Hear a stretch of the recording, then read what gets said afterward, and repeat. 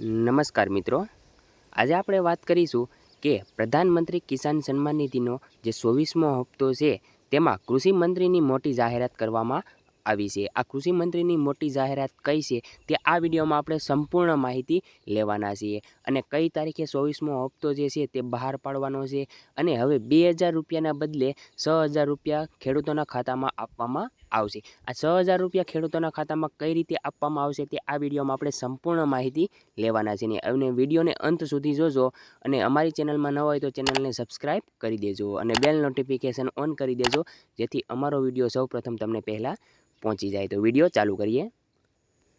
વાત કરીએ આપણે કે 24મા હપ્તાની પહેલાં કૃષિ મંત્રીની મોટી જાહેરાત કે હાલમાં કેન્દ્રીય કૃષિ મંત્રી શિવરાજસિંહ ચૌહાણ દ્વારા મોટી અપડેટ આપવામાં આવી છે, જેમાં સૌપ્રથમ મિત્રો વાત કરીએ હાલ ખેડૂતો 24મા હપ્તાની રાહ જોઈ રહ્યા છે। તેવામાં વાત કરીએ 22મો હપ્તો માર્ચ 2026ના ત્યારબાદ 2 મહિનામાં 23મો હપ્તો કે જૂન મહિનામાં હપ્તો જમા કરવામાં આવ્યો હતો। જે 22મો હપ્તો જે છે તે માર્ચ મહિનામાં આપવામાં આવ્યો હતો અને ત્યારબાદ 2 મહિનામાં 23મો હપ્તો ખેડૂતોના જૂનમાં ખાતામાં આવી ગયો હતો।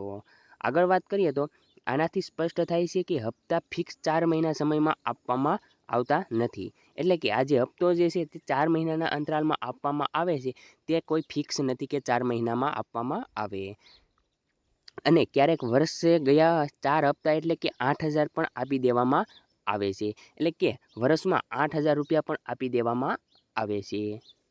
આગળ આપણે વાત કરીએ તો હાલમાં કેન્દ્રીય કૃષિ મંત્રી દ્વારા કરવામાં આવેલા પીએમ કિસાન યોજના વિશેનો જે વિષય ચર્ચા રૂપે તેમાં જાણવામાં આવ્યું છે કે ખેડૂત ખાતર બિયારણ અને ખરીદી કરી શકે છે, જે માટે હપ્તો જલ્દી રિલીઝ કરવા આવશે અને સાથે જ ખેડૂતોને વર્ષે 6000 રૂપિયા મળતા રહે।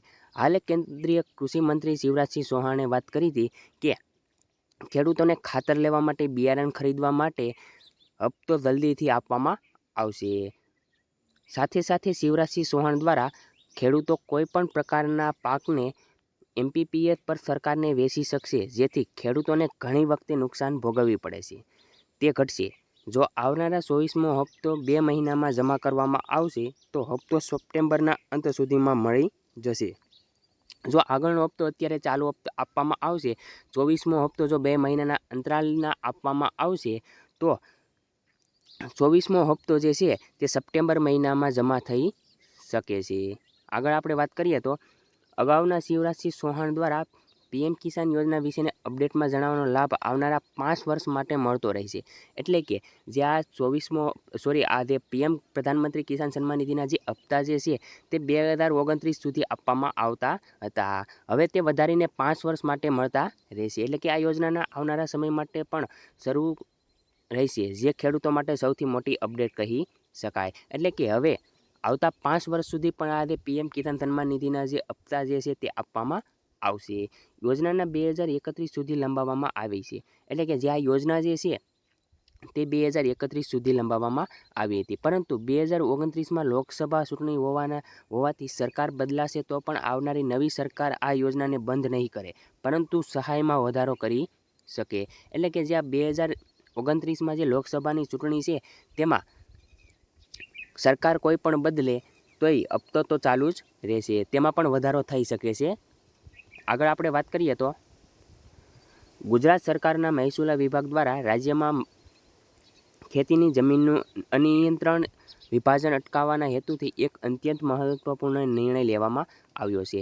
સરકાર દ્વારા બહાર પાડવામાં આવેલા નવા નોટિફિકેશન મુજબ રાજ્યના તમામ વર્ગની ખેતી વિષયક જમીન માટે પ્રમાણભૂત ક્ષેત્રફળ 10 ગુઠા નક્કી કરવામાં આવ્યું છે। આ જ નિર્ણય ગુજરાતની જમીન પચાવી પાડવા પર પ્રતિબંધ અને એકત્રીકરણ અધિનિયમ 1947ની કલમ 5ની ઉપર કલમ 4 હેઠળ મળેલી સત્તાઓનો ઉપયોગ કરીને લેવામાં આવ્યો છે।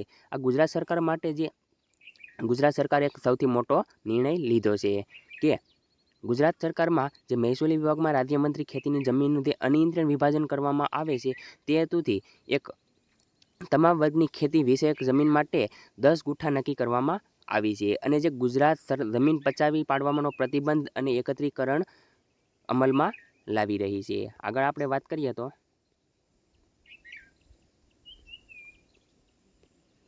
હવેથી 10 ગુઠા કે તેથી ઓછી જમીન ધરાવતા ભાગ ટુકડા ધારા હેઠળ ગણાશે, જેથી જમીનની ખરીદ વેચાણ કે વિભાજનની પ્રક્રિયા વખતે આ મર્યાદા ધ્યાને લેવાની રહેશે. સરકારના આ પગલાંનો મુખ્ય ઉદ્દેશ ખેતીની જમીનનું નાના નાના ટુકડાઓમાં વિભાજન અટકાવીને ખેતીને આર્થિક રીતે સક્ષમ બનાવવાનો છે. જમીનનું ક્ષેત્રફળ ખૂબ નાનું થઈ જવાથી ખેતીકામ અને યાંત્રિકીકરણ પડતી મુશ્કેલીઓને ધ્યાનમાં રાખીને આ સુધારાત્મક નિર્ણય લેવામાં આવ્યો છે. જમીન ધારકો અને ખેડૂતોએ હવે જમીનને લે વેચ કે માપણી કરતી વખતે નવા પ્રમાણભૂત ક્ષેત્રફળને ખાસ ધ્યાનમાં લેવું પડે છે. આ હતો મિત્રો પ્રધાનમંત્રી કિસાન સન્માન નિધિનો 24મા હપ્તાની વાત કરીએ. જો મિત્રો તમને વિડીયો પસંદ આવ્યો તો ચેનલને એક સબસ્ક્રાઈબ કરી દેજો અને આ ખેડૂત ભાઈઓને વિડીયો એક શેર કરી દેજો, જેથી ખબર પડે. જય હિન્દ, જય ભારત.